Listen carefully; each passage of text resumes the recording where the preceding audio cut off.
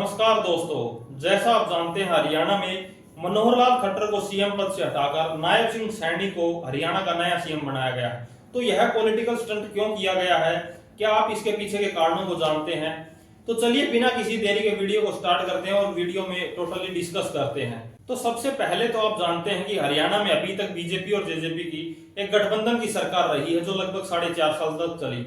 इसमें 40 एमएलए जो बीजेपी के थे और 10 एमएलए जेजेपी के थे। लेकिन अभी जैसा आप जानते हैं इस केंद्र में इलेक्शंस होने जा रहे हैं जो मई महीने में है, तो उसका लेकर सभी पार्टियां अपनी तैयारियां जोर शोर से कर रही हैं।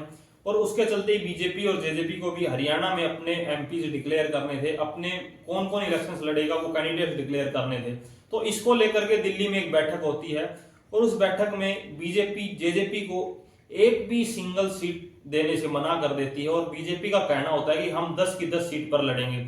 हालांकि जेजेपी वालों का मानना था कि उनको 2 सीट चाहिए, एक तो हिसार की और दूसरी महेंद्रगढ़ भिवानी लोकसभा सीट। इन दो पर वो अपने जेजेपी के सिंबल से चुनाव लड़ना चाहते थे बीजेपी का साथ लेकर के, लेकिन बीजेपी ने इसका साफ इनकार कर दिया। हालांकि सोर्सेज से यह भी खबर आ रही है कि बीजेपी ने हिसार और महेंद्रगढ़ भिवानी की लोकसभा सीट के अलावा उनको कुरुक्षेत्र की सीट ऑफर करी थी कि जेजेपी वहां से लड़ सकती है, लेकिन जेजेपी भी अपनी मांग पर अड़ी हुई थी। तो उसके चलते वह गठबंधन टूट जाता है और इसके बाद हरियाणा में जो मनोहर लाल खट्टर और उसका कैबिनेट है वो रिजाइन कर देता है। इसके चलते हरियाणा सरकार भंग हो जाती है और अभी उसके बाद बीजेपी अपना नया सीएम का फेस डिक्लेयर करती है जिसमें नायब सिंह सैनी को सीएम का उम्मीदवार चुना जाता है। अब बात आती है कि नायब सिंह सैनी को ही क्यों सीएम बनाया गया। तो सबसे पहले तो हरियाणा में लगभग जो पिछले 9 साल सीएम रहे वो मनोहर लाल खट्टर थे।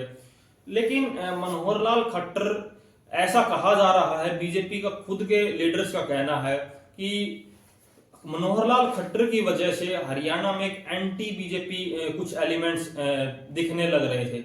यानी कि मनोहर लाल खट्टर से इंडिविजुअल तौर पर हरियाणा का कोई भी वर्ग, कोई भी सेगमेंट, भले ही वो युवा हो, भले ही बुजुर्ग हो, भले ही महिलाएं हो, भले ही पुरुष हो, या फिर किसी भी सेगमेंट का, भले ही वो बिजनेस कम्युनिटी हो, वो पर्टिकुलरली मनोहर लाल खट्टर से मतलब खुश नहीं थे वो सीएम होने के वजह से।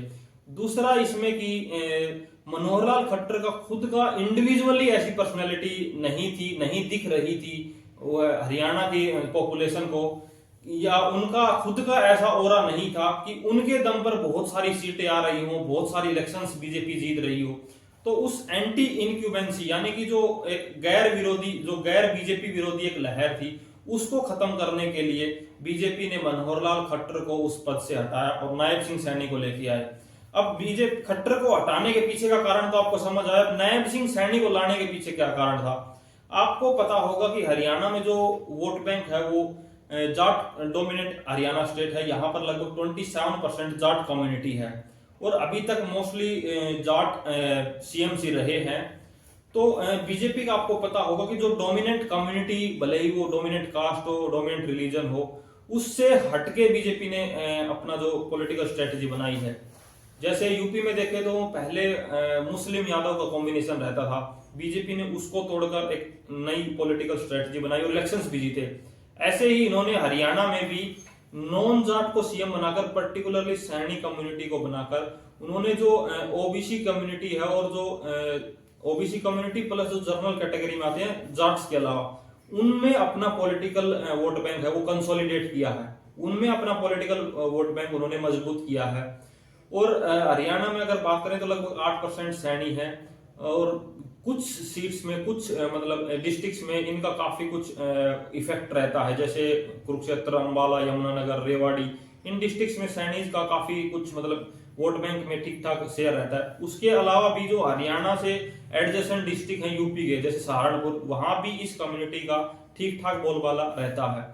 तो इन्होंने अपने फ्यूचर को देखते हुए, वोट्स को देखते हुए ये सब पॉलिटिकल स्टंट किया है और शायद इसका बीजेपी को फायदा भी होने वाला है। अब लास्ट पॉइंट आता है कि जेजेपी के गठबंधन से हटने के बाद भी, जेजेपी इसके सरकार से हटने के बाद भी भारतीय जनता पार्टी की सरकार कंटिन्यू कर रही है, क्योंकि इंडिपेंडेंट जो एमएलए थे उनका साथ बीजेपी को मिला है।